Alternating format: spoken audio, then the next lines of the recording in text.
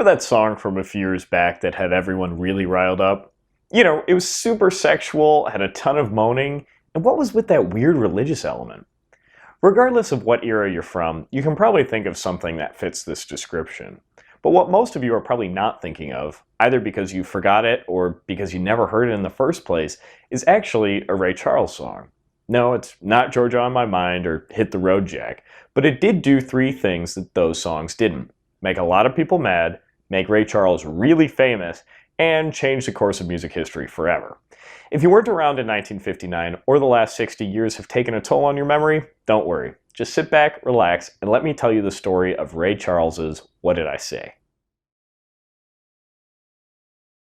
To really tell this story, I'll have to back up a few years in Charles's career so you can understand where the world was in those days. It might be helpful to know that American radio and record shops in the 1950s, much like many public spaces, were very segregated.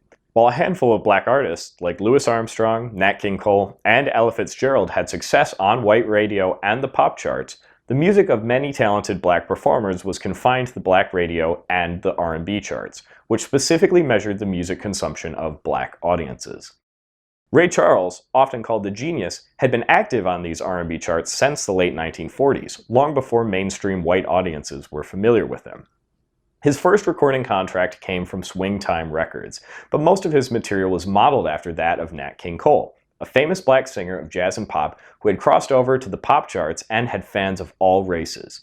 As an artist, Charles hadn't quite found himself yet, but following Cole's example proved commercially viable, and he had several hits on the R&B charts between 1949 and 1952. Baby, let me hold your hand. In June of 1952, however, Swingtime Records folded and Charles was signed to Atlantic Records by president and co-founder Ahmet Ertegun. Charles worked closely at the fledgling label with producer Jerry Wexler, with whom he found his footing as an artist with the song I Got a Woman.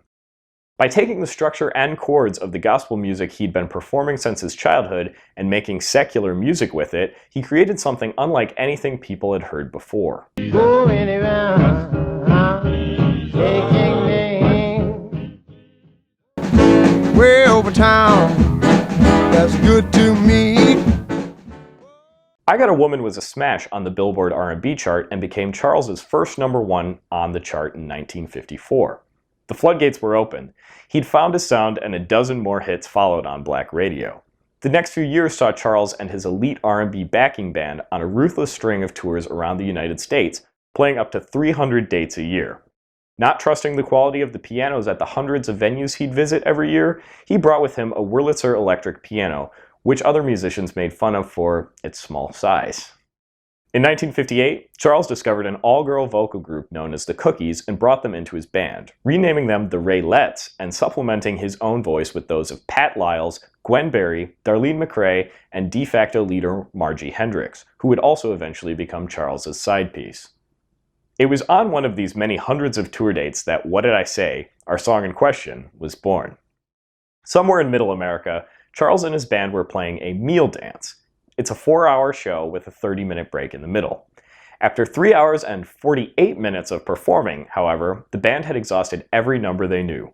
With 12 minutes left in the set, Charles reportedly told the band, "Listen, I'm gonna fool around, and y'all just follow me." Charles started out on the Wurlitzer with a piano riff and freestyled the rest of the way from there. A few scant verses followed before he told the Raylettes to repeat after him, and he brought the dance hall to church. Just as a gospel preacher's congregation would sing back to him, Charles moaned and the Raylettes moaned right back. It was unlike anything the crowd had ever heard before. Charles said the entire room was bouncing and shaking at his impromptu creation.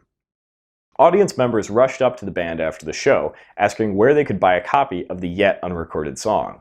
After the success, Charles and his band played the song again for several consecutive nights, receiving the same reaction from every audience. Charles, who never picked out specific songs as hits before they were released, knew he had something special on his hands this time.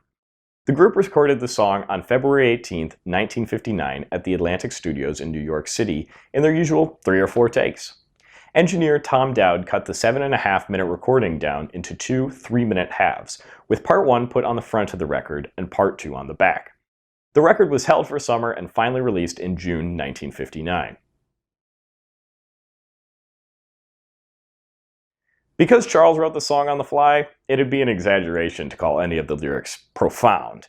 But the context and delivery of these lyrics make all the difference. Charles telling the listener to shake that thing was pretty unheard of in the 1950s.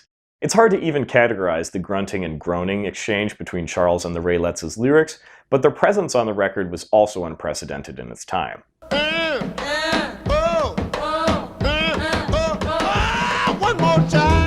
Likewise, the electric piano riff from Charles's Wurlitzer gave the record a foreign vibe that, when paired with the frenetic hi-hat drumming and Latin rhythm of the drums, ramps into a feverish ecstasy on the bridge.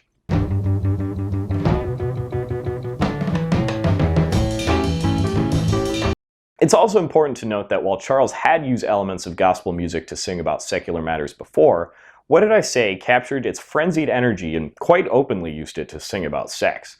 This song is so frank that it makes I Got a Woman sound chaste in comparison. It might not sound like it today, but this was basically the get low of its day.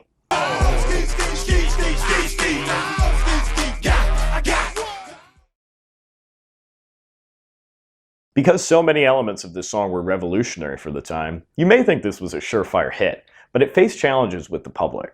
Charles had stirred controversy previously for appropriating the sounds of Christian worship to make secular music, but the outright sexuality exuded by What Did I Say was a bridge too far for some, leading it to be banned by many black radio stations. You got a problem. Yeah, I got a problem. There's gospel you singing. You're turning God's music into sex. You're making money off the Lord. But Charles already had a strong black fan base, and try as some might to stop it, it eventually hit #1 on the R&B charts on August 3rd, 1959. It was a different story, however, on quote-unquote mainstream white radio. It was not uncommon for songs by black artists that were considered too risque to get banned on white radio stations, only to conveniently get unbanned when a white act released a cover version, which would, of course, receive all the airplay. This had already happened to Charles himself. While I Got a Woman was a #1 on the R&B charts, it was completely absent from the pop charts. Instead, a pleasant but sanitized cover by Joe Stafford titled I Got a Sweetie reached the top 40 there. I got a sweetie way over town. He's good to me. In fact, only once had Charles scraped the top 40 of the pop charts when his single Swanee River Rock peaked at number 34 in 1958, making him still mostly unknown to white audiences.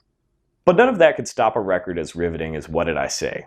Said Charles biographer Michael Lydon, when What Did I Say came on the radio, some turned it off in disgust, but millions turned up the volume to blasting and sang,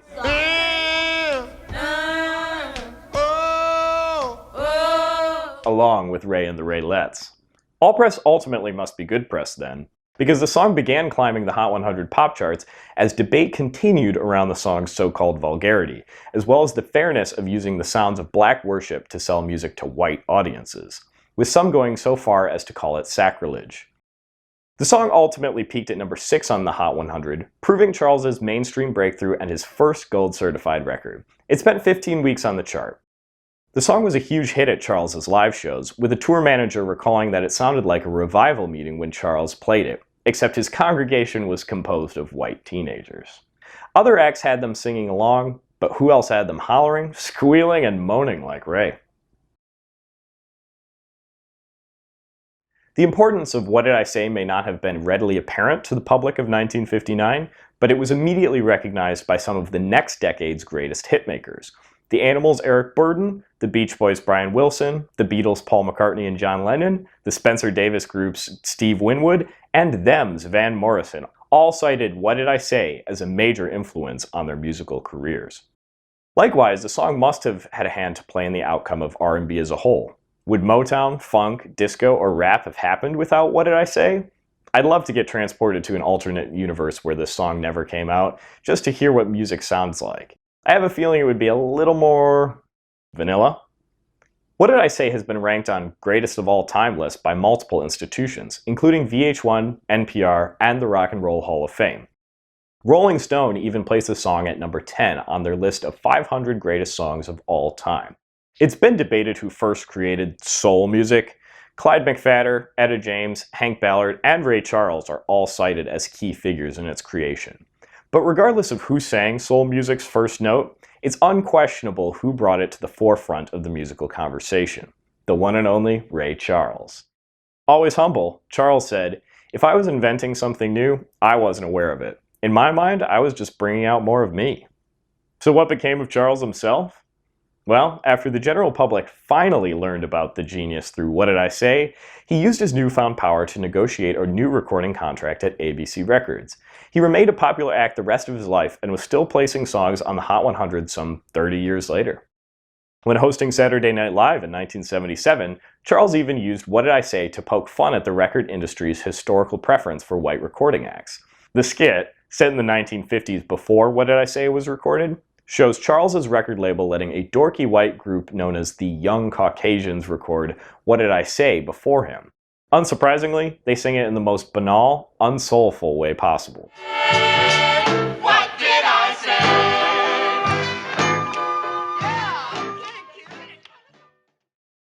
In bringing together gospel and the blues, Ray Charles married religion and sex. He took the power and emotion of the church and used it to sing about one of the most powerful human pleasures. In my opinion, the song is still as fiery as it was the day it was released. If you don't like this song or don't think it holds up today, that's fine.